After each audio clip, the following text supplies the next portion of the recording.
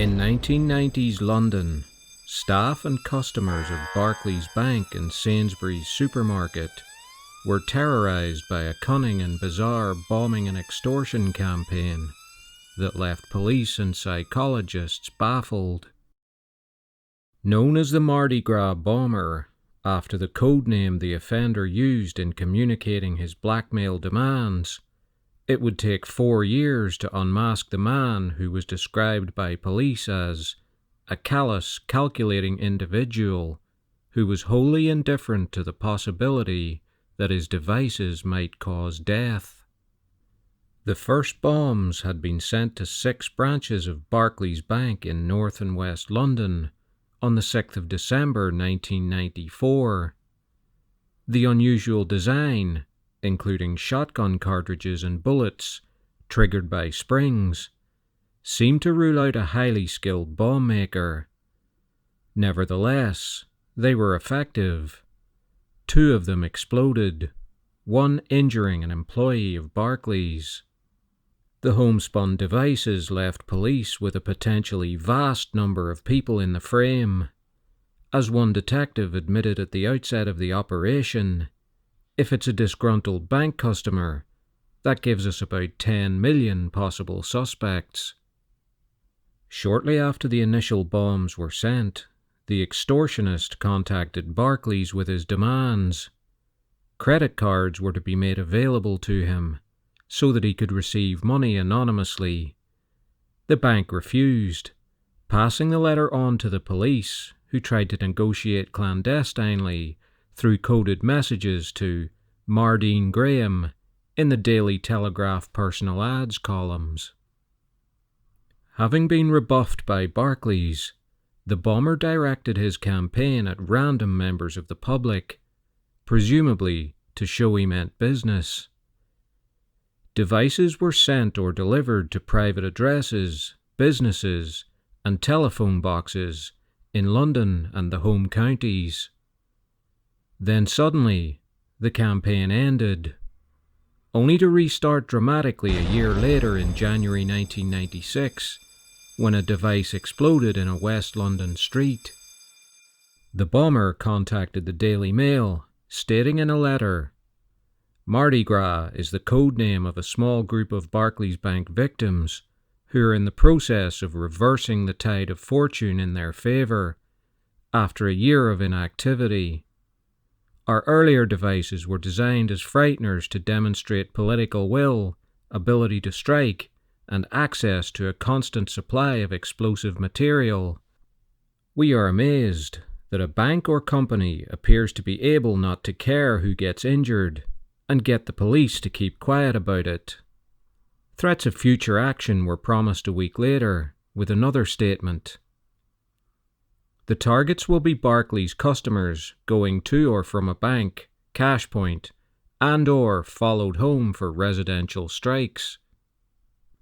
After a Barclays executive seemed to suggest in a television appearance that the company would not accede to blackmail, a letter was received by Sainsbury's threatening to bomb their supermarkets if they didn't pay a similar demand. The company ignored it, and yet again, the campaign went on an extended hiatus. No more was heard from the bomber for 19 months.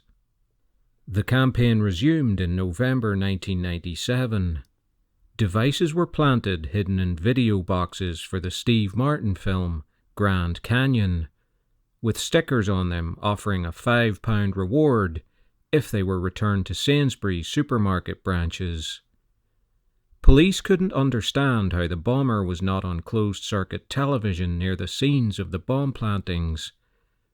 They theorized that the bomber was either disguising himself as a woman, or was even a police officer with intimate knowledge of surveillance in the area.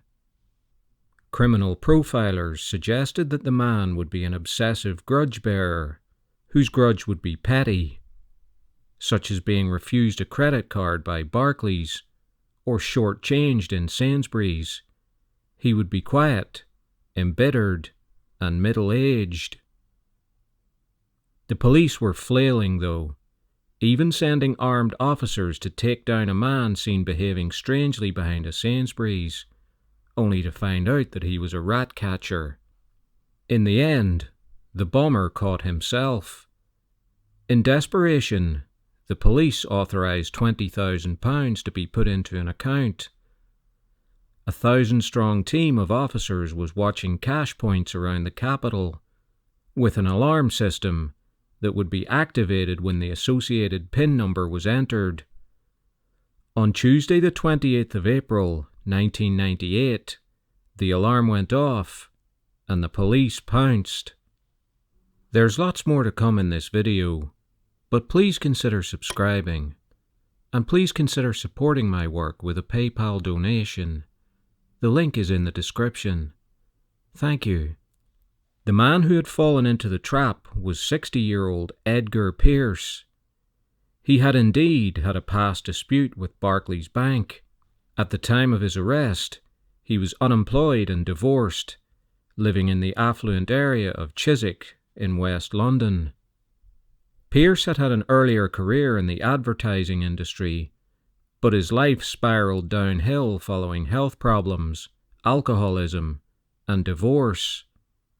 Alone in his home, he was inspired by a television program about Rodney Whichelow, a former police detective who had extorted £30,000 from supermarkets by tampering with baby food. Whichelow had become sloppy and been caught. Pierce believed he could pull off a similar scheme and get away with it. Although he overestimated his intelligence, he was without doubt a cunning criminal. He wore specific clothes for planting bombs, so that he couldn't be identified by his acquaintances. He wore wigs, changed his hair, and covered his tracks expertly on the items he used to contain his devices. Pierce never divulged his motive. Although they were in part financial, it seems clear there were psychological factors at play. At trial, his lawyers claimed he suffered from Binswanger's disease, a rare form of dementia that can change the way people think. But following further medical reports, the judges at the Old Bailey rejected this. Erratic and unpredictable, Pierce fired one lawyer and hired another, agreed to plead guilty, then changed his mind. On the 14th of April, 1999, he was convicted of 20 charges, including causing an explosion, possessing firearms, and wounding. He was sentenced to 224 years.